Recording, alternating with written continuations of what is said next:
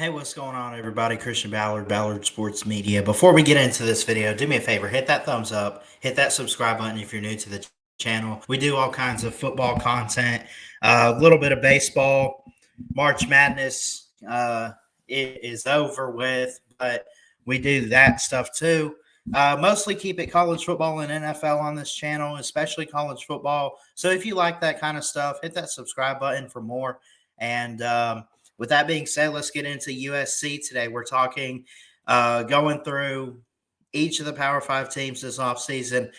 I've been looking forward to doing this preview. I'll be honest, I kind of made the stream on StreamYard last week, and then some stuff came up and just haven't been able to get around to it, but we're here now. I will say my initial thoughts going into the season for USC. You got Caleb Williams coming back. You do lose Jordan Addison, but you have Dorian Singer. So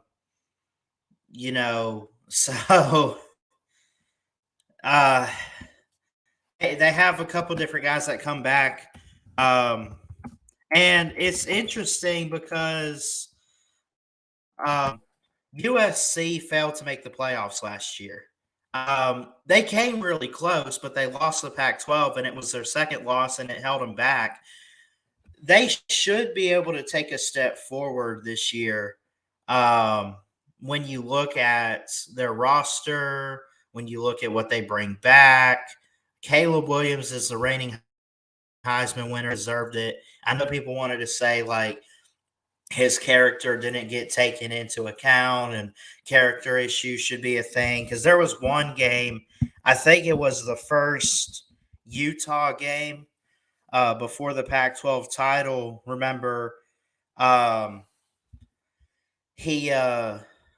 they lost this game on the road. That was their first loss of the season. Teams like Rice, Stanford, Fresno State, Oregon State, Arizona State, Washington State, they get to Utah, and he paints his fingernails with letters.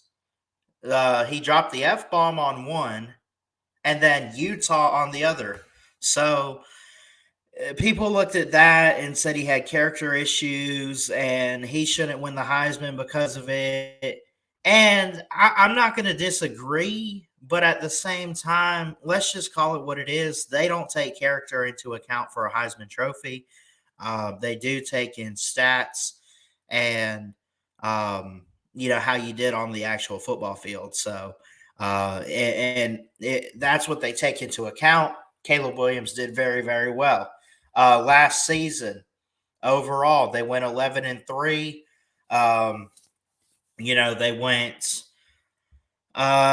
They went 11-1 in the regular season. They lose the Pac-12 title to Utah, and then they lost to Tulane. Now, USC has no defense. I don't know if that's a Lincoln Riley thing because he had no defense at Oklahoma either. It started to get a little bit better when he hired Alex Grinch, who's the defensive coordinator for USC now. I think he is. He should be. Unless he's moved on. From what I've seen, he should still be there. But they say they have no defense, and but they have the offense. Offense is kind of taken over college football in ways, in more ways than none.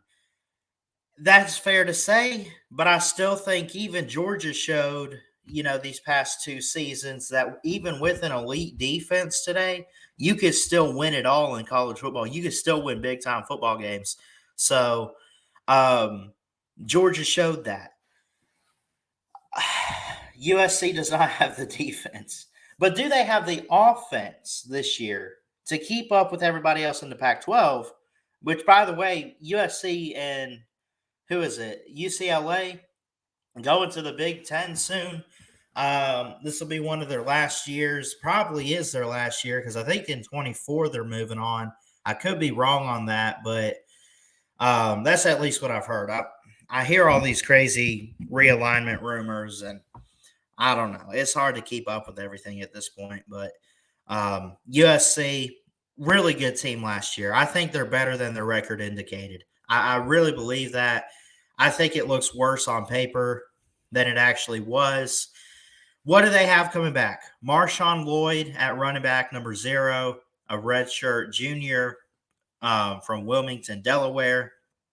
Um, of course, it does start with um, Caleb Williams, and I don't think even with the 5-star recruiter Malachi Nelson, I don't think there's much quarterback controversy. I think it's Caleb's to lose. I think that he is a leader for the offense, and I think pending an injury, he's going to be the starter. 6'1", 220, has a great arm, could possibly be the number 1 pick in 2024 if he chooses to go pro. He comes back for his junior season. He followed Lincoln Riley, excuse me, from Oklahoma. Uh, there's a lot of talent on this roster. There's so much to get into with this preview. I mean, we could break it all down. I don't want to make it too long on you guys. Bottom line is this: 11-3 last year, 8-2 in the Pac-12, lost their last 2 games. They're looking to come out with a vengeance and take over college football this year. I think Lincoln Riley wants to finally win a playoff game, put USC back on top. And quite honestly, I think they can make the college football playoff. I think they take a step forward, a couple steps forward to do that this season. So let's go ahead and get into the 2023 schedule right here. And right here. Now, I am high on USC. I do think they're going to make the college football playoff this year. I think possibly. I know they choke, though. Like Lincoln Riley always has those moments. And as good of a coach as he is, he always has those moments where he messes up. Look at their first 3 games here. I don't think that's the moment where he messes up. San Jose State, Nevada, Stanford, and then a bye week early on. So they play week 0, which I'm just now realizing that. I think that's pretty cool. But they get their bye week early on September 9th. Wait a minute. Hold on. No, they don't. That should be September 16th. Look at this. We got a typo, folks. Stanford on September 9th, September 16th, unless this is all wrong, should be the bye week. Arizona State on the road could possibly be a trap. I don't know. I don't have them listed as a trap game, but now that I see it, I mean, Arizona State, you never know what they're going to do over there. They can produce good NFL talent. I honestly don't think that should be too much of a problem for USC. Colorado, I'm not even going to get into them and Dion at this moment, but y'all saw the spring game. At Colorado, Arizona, at Notre Dame could be tricky. Utah at home, at California, Washington, at Oregon, and then UCLA. And then again, this schedule could be messed up. I'm not sure if it is. But then after Thanksgiving weekend, they have the Pac-12 championship. I do think they'll be one of the teams in there. I expect them to win the Pac-12 this year. So you look at possible upsets they could pull. They should be favored in every game, actually. So I don't see possible upsets on the list. Do I see losses? Yeah. I'll go ahead and be honest. I have them 11-1. We'll get to that in a second. But possible upsets, I guess it depends on how the season goes. I mean, if they come out and they drop like Arizona State or something, or Colorado, these are the teams that could upset them. I'll say this. I think the realistic trap games they got to be careful about. I didn't put it on here, and I apologize. But I could see Arizona State. I think realistically, you have Notre Dame, Utah, and Oregon. Those are your 3 main prospects and rivals, however you want to put it, that could upset you this year. So, I mean, it's a doable schedule for USC, but it's also one of the more tougher schedules in the Pac-12 and probably even in college football as a whole. I mean, you got to go to Notre Dame. You got to go play Utah at home. California on the road. California is terrible. I think they won one game last year, two games. Washington could improve a little bit. I know they got Michael Penix back. Haven't looked at the Huskies overall for 2023. Could they be an improved team? Here's the bottom line. I'll say this, and we'll try to get out of here because I don't want to make it too long on you guys. I think that USC should be the favorite for the Pac-12.